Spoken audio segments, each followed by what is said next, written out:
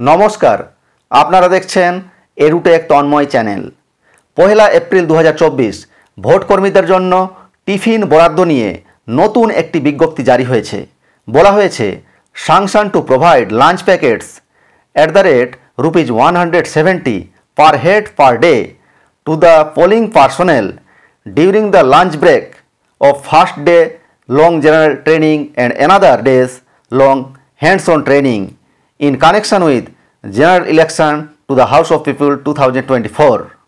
অর্থাৎ যেটা বলা হয়েছে, ফার্স্ট ডে জেনারেল ট্রেনিংয়ে যেটা presiding officer, first second third polling officer সবারই জন্য হয়েছে, সেই প্রথম দিনের জন্য প্রত্যেককে 170 টাকার লাঞ্চ প্যাকেট দেওয়া হবে এবং দ্বিতীয় দিনের হ্যান্ডস অন ট্রেনিং যেটা প্রিজাইডিং ও ফার্স্ট পোলিং অফিসারদের নিয়ে হবে, সেদিন তারা 170 টাকার লাঞ্চ প্যাকেট পাবেন।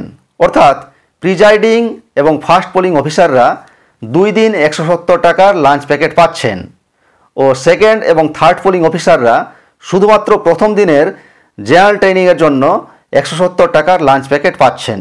এখন দেখার বিষয় হচ্ছে, এই যে 170 টাকার টিফিন দেওয়া হবে সেটা অ্যাকাউন্টে দেওয়া হবে না নিম্নমানের টিফিন দিয়ে আত্মসাৎ করে নেওয়া হবে। ভালো থাকবেন, ধন্যবাদ।